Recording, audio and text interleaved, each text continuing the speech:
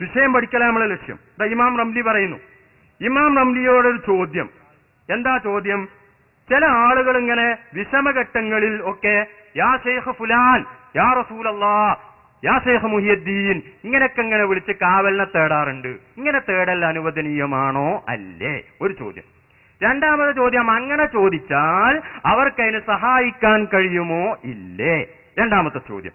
ഇങ്ങനെയുള്ള ചോദ്യത്തിന് മറുപടി പറയുമ്പോ ആ ചോദ്യത്തിന് അത് അനുവദനീയമാണ് എന്ന് പറഞ്ഞിട്ട് ഇമാം റംലി പറയുന്നു, വലിർ റുസുലി പ്രവാചകന്മാർ, വല്ലംബിയായി അംബിയാ മുർസലുകൾക്കും, വല്ലൗലിയായി ഔലിയാക്കൾക്കും, വസ്സാലിഹീന സജ്ജനങ്ങൾക്കും ഇഗാസത്തുൻ സഹായിക്കാൻ കഴിയും.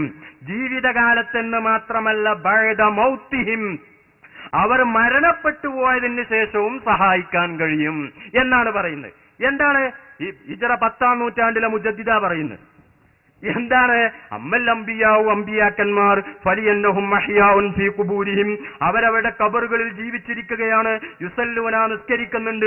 ഇമാം ബുഖാരി ഉദ്ധരിച്ച ഹദീസിലുണ്ട്, റസൂലുള്ളാഹി പറയുന്നു, റഅയ്തു മൂസാ യുസല്ലി ഫിൽ ഖബർ, മൂസാ നബി ഖബറിൽ വെച്ച് നിസ്കരിക്കുന്നത് ഞാൻ കണ്ടു എന്ന് ഇമാം ബുഖാരി ഉദ്ധരിച്ച ഹദീസിലുണ്ട്. അതുപോലെ തന്നെ കാന്നി യൻദുറു ഇലാ യൂനുസ, അതാ യൂനുസ് നബി വരുന്നു, വഹുവ യുലബ്ബി, തൽബിയത്ത് ചൊല്ലി ഹജ്ജിന് വരുന്നത് അതാ ഞാൻ നോക്കിക്കാണുന്നു എന്ന് പറഞ്ഞ ഹദീസുകൾ ബുഖാരിയിലുണ്ട്. അതാ അത് വെച്ചുകൊണ്ടാ പറയുന്നത് ഇവര് ഖബറുകളിൽ ജീവിച്ചിരിക്കുന്നവരാണ്. യുസല്ലൂന, അവർ നിസ്കരിക്കാറുണ്ട്. വയഹ്ജൂന, ഹജ്ജും ചെയ്യാറുണ്ട്. കമാ വറദത്ത് ബിഹിൽ അഖ്ബാറു, ഒക്കെ ഹദീസിൽ വന്നതാണ്. മിൻഹും, ഈ സഹായിക്കാനുള്ള അവരിൽ നിന്നാകും. മുഅ്ജിസത്തൻ ലഹും, അവർക്കുള്ള അമാനുഷിക സിദ്ധിയാണ്. അതേ സമയത്ത് അമ്മൽ ഔലിയാവു, ഔലിയാക്കളോ ഫയ്യ കറാമത്തുൻ ലഹും, അത് അവർക്കുള്ള കറാമത്താണ്. കാരണം എന്താണ്? ഫഇന്ന അഹ്ലൽ ഹഖ്, സത്യത്തിന്റെ ആളുകൾ, ഫഇന്ന അഹ്ലൽ ഹഖ്, സത്യത്തിന്റെ ആളുകൾ, അലാ അയ്യക മിനൽ ഔലിയായി, കറാമത്ത് മുഅ്ജിസത്തുകൾ, കറാമത്തുകൾ ഔലിയാക്കളിൽ നിന്നുണ്ടാകും. ബിഖസ്തിൻ, അവർ ഉദ്ദേശിക്കുമ്പോൾ ഉണ്ടാകും. വൈരിഖസ്തിൻ, ഉദ്ദേശിക്കാത്തപ്പോഴും ഉണ്ടാകും. ഉമൂറുൻ ഖാരിഖത്തുൻ ലിൽ ആദ, അസാധാരണ സംഭവങ്ങൾ എന്ന് ഈ പുസ്തകത്തിൽ 10-ാം നൂറ്റാണ്ടിലെ മുജദ്ദിദ് എന്ന് പരിചയപ്പെടുത്തിയ മഹാനായ ഇമാം റംലി റഹ്മഹുല്ലാഹ് അദ്ദേഹത്തിന്റെ ഫത്താവയുടെ 4-ാം വാള്യം 382-ാമത്തെ പേജിൽ പറഞ്ഞു. ഇനി ആയത്താളുണ്ട്.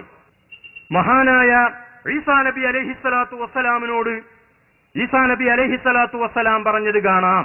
എന്താ പറഞ്ഞത്? ഈസാ നബി അലൈഹിസ്സലാമിന്റെ അമാനുഷിക സിദ്ധി എന്താണ്? വഉബ്രിഉൽ അക്മഅ വൽ അബ്റസ വവഹ്യിൽ മൗതാ ബിഇദ്നില്ലാഹ്. അതായത് ഓരോ പ്രവാചകന്മാർക്കും അവർക്ക് പ്രവാചകനാണെന്നുള്ള തെളിവിന് കൊടുക്കുന്നത് സാധാരണ നിൽക്കാനായിട്ട് കഴിയാത്തതാണ്. മൂസാ നബി അലൈഹിസ്സലാമിന്റെ കാലഘട്ടത്തിൽ സാഹിര്യങ്ങള് വലിയ ഉന്നതിയിലെത്തിക്കുന്ന ഒരു കാലമായിരുന്നു. അതുകൊണ്ട് എല്ലാ സാഹിര്യങ്ങളെയും പരാജയപ്പെടുന്ന ഒരു വടി മൂസാ നബിക്ക് കൊടുത്തത് അതുകൊണ്ടാണ്. അതേ സമയത്ത് ഈസാ നബി അലൈഹിസ്സലാമിന്റെ കാലത്ത് വൈദ്യശാസ്ത്രം അങ്ങേയറ്റം പുരോഗമിച്ച ഒരു കാലമായിരുന്നു. അതുകൊണ്ടേതായി അന്ന് മൂസാ നബി അലൈഹിസ്സലാമിന് കൊടുത്ത അമാനുഷിക സിദ്ധി എന്താണ്? ഉബ്രിഉൽ അക്മഅ, പ്രസവിക്കുന്ന സമയത്ത് തന്നെ കണ്ണില്ലാത്ത ആൾക്ക് കണ്ണു കൊടുക്കുക. പ്രസവിക്കുമ്പോൾ തന്നെ കണ്ണില്ലാത്ത ആൾക്കാണ് അക്മഹ് എന്ന് പറയാം, അവർക്ക് കണ്ണു കൊടുക്കുക. അതുപോലെ തന്നെ മറ്റൊന്ന് വല്ലബ്രസ, വെള്ളപ്പാണ്ട് രോഗിയെ സുഖപ്പെടുത്തുക. വെള്ളപ്പാണ്ട് രോഗത്തിന് മരുന്ന് അന്നുള്ള ഡോക്ടർമാർക്ക് അതിന് മരുന്ന് കൊടുക്കാൻ കഴിയൂല. ഇന്ന് കഴിയോ? വെള്ളപ്പാണ്ടിന് മരുന്ന് കണ്ടുപിടിച്ചിട്ടുണ്ടോ? വെള്ളപ്പാണ്ടിന് മരുന്ന് കണ്ടുപിടിച്ചിട്ടുണ്ടോ ഈ കാലത്ത്? ഏതായാലും വെള്ളപ്പാണ്ടിന് മരുന്ന് കൊടുക്കുക. വഹ്യിൽ മൗത, മരിച്ചവരെ ജീവിപ്പിക്കുക. അതിനിപ്പോ ഏതായാലും ഒന്നും കഴിയൂല. വഹ്യിൽ മൗത, ഇതൊക്കെ എങ്ങനെയാണ് ചെയ്യുന്നത്? എന്റെ സ്വന്തം കഴിവുകൊണ്ടല്ല, ബിഇദ്നില്ലാഹ്, അള്ളാഹുവിന്റെ സമ്മതപ്രകാരം, അള്ളാഹുവിന്റെ വേണ്ടുക പ്രകാരം, അള്ളാഹുവിന്റെ ഉദ്ദേശപ്രകാരം. ഇതിന് പറഞ്ഞതിന് സമ്മതം എന്ന് മാത്രമല്ല അർത്ഥം, ഖളാ വേണ്ടുക എന്നർത്ഥമുണ്ട്, അതുപോലെ തന്നെ ഉദ്ദേശം എന്നർത്ഥമുണ്ട്. എല്ലാ അർത്ഥം ഇവിടെ ഉദ്ദേശം. അപ്പോ അള്ളാഹുവിന്റെ സമ്മതപ്രകാരം മരിച്ചവരെ ഞാൻ ജീവിപ്പിക്കും. അതുപോലെ തന്നെ വെള്ളപ്പാണ്ട് രോഗിയെ ഞാൻ സുഖപ്പെടുത്തും. അതുപോലെ തന്നെ മറ്റു പ്രസവിക്കുന്ന സമയത്ത് കണ്ണില്ലാത്ത ആളുകൾക്ക് ഞാൻ കണ്ടുകൊടുക്കും. ഇങ്ങനെ ഈസാ നബി അലൈഹിസ്സലാം വാദിച്ച സമയത്ത് മഹാനായ ഇമാം റാസി റഹ്മഹുല്ലാഹ് അദ്ദേഹത്തിന്റെ തഫ്സീറിൽ വിവരിക്കുന്നു, ആളുകൾ പോയിട്ട് ഏതായി ഈസാ നബി അലൈഹിസ്സലാമിനോട് ആവശ്യപ്പെട്ടു. അതുപോലെ തന്നെ മറ്റൊരു സ്ഥലത്ത് പറഞ്ഞിട്ടുണ്ട്, ഒരു പക്ഷിനുണ്ടാക്കും.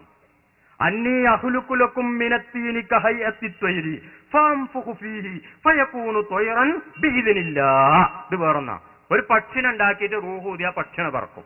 ഇങ്ങനെയൊക്കെ ഒരാൾ പറഞ്ഞു വന്ന ആളുകളൊന്നും പിന്നാലെ വിടുമല്ലോ, നിങ്ങളൊന്നുണ്ടാക്കി തന്നെ പിന്നാലെ വിടുമല്ലോ. അങ്ങനെ കൂടിയ സമയത്ത് കൂടി. അപ്പോ ഈസാ നബി അലൈഹി സ്വലാം അങ്ങനെ ഉണ്ടാക്കി എന്ന് ഈ ആയത്തിന്റെ തഫ്സീറിൽ റാസി പറഞ്ഞിട്ടുണ്ട്. ഇനി മാത്രമല്ല, ഒരു പ്രവാചകനാകണമെങ്കിൽ തന്നെ അങ്ങനെയുള്ള കഴിവുകൾ ഉണ്ടാകണം എന്ന് മഹാനായ ഇബ്നു ഹജറുൽ അസ്ഖലാനി റഹ്മഹുല്ല അദ്ദേഹത്തിന്റെ ഫതുഹുൽ ബാരിയിൽ മഹാനായ ഇമാം വസ്സാലി റഹ്മഹുല്ല തങ്ങളെ ഉദ്ധരിച്ച് പറഞ്ഞിട്ടുണ്ട്. അദ്ദേഹം പറയുന്നു, പ്രവാചകന്മാർക്ക് ഒരു വിശേഷണമുണ്ട്, പ്രവാചകനാകാനുള്ള വിശേഷണമാണ്.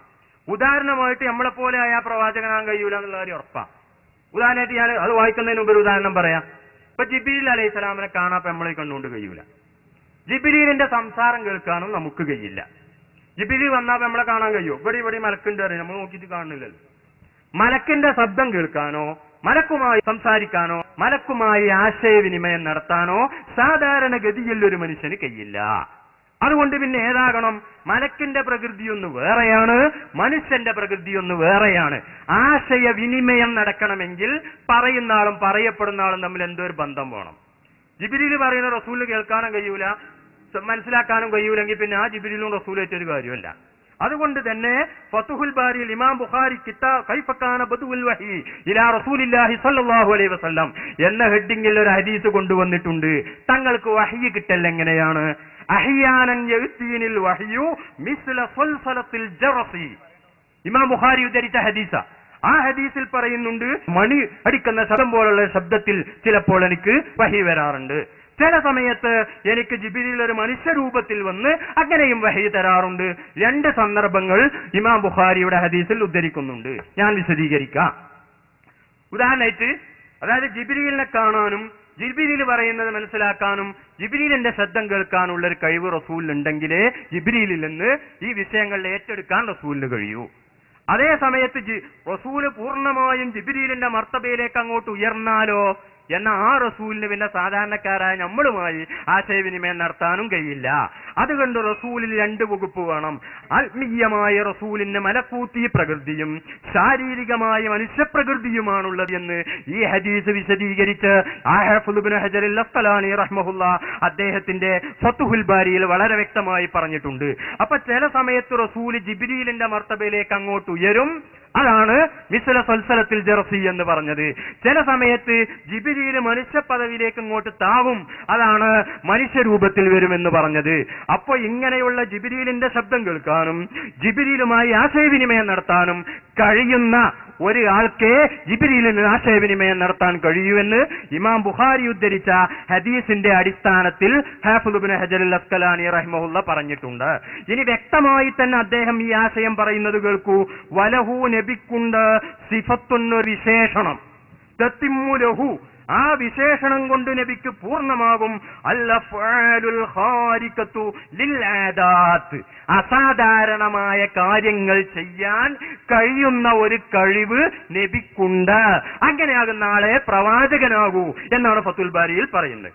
ഏതുപോലെ കസിഫത്തി, ഒരു വിശേഷണം പോലെ, അല്ലത്തി എങ്ങനെയുള്ള വിശേഷണമാണ്, ബിഹാ അതുകൊണ്ട് തത്തിമ്മുലു വൈരിഹി, പ്രവാചകർ അല്ലാത്തവർക്ക് പൂർത്തിയാകും അൽ ഹർക്കാത്തുൽ ഇഖ്തിയാരിയ, അവർ ഉദ്ദേശിക്കുന്ന സമയത്ത് എനിക്ക് കൈ അടിക്കാനും അല്ലെങ്കിൽ കൈ വട പിടിക്കാനും എന്ത് ചെയ്യാനും ഉറങ്ങാനും നടക്കാനും ഇതൊക്കെ ചെയ്യാനുള്ള ഒരു കഴിവ് നമുക്ക് അല്ലാഹു അപ്പോൾ നൽകുന്നത് പോലെ നബി സല്ലല്ലാഹു അലൈഹി വസല്ലമ തങ്ങൾക്ക് അസാധാരണമായ കാര്യങ്ങൾ ചെയ്യാനുള്ള ഒരു കഴിവ് അപ്പോൾ നൽകിക്കൊണ്ടിരിക്കുകയാണ്. അങ്ങനെ ഒരു വിശേഷണം നബിക്കുണ്ട്. മാത്രമല്ല വലഹു സിഫത്തുൻ, നബിക്കൊരു വിശേഷണമുണ്ട്, യുബ്സിറു ബിഹാ, ആ വിശേഷണം ഉപയോഗിച്ച് നബിക്ക് കാണാൻ കഴിയും അൽ മലായികത്ത, മലക്കുകളെ കാണാൻ കഴിയും. നമുക്കിപ്പോ മലക്കുകളെ കാണാൻ കഴിയില്ല.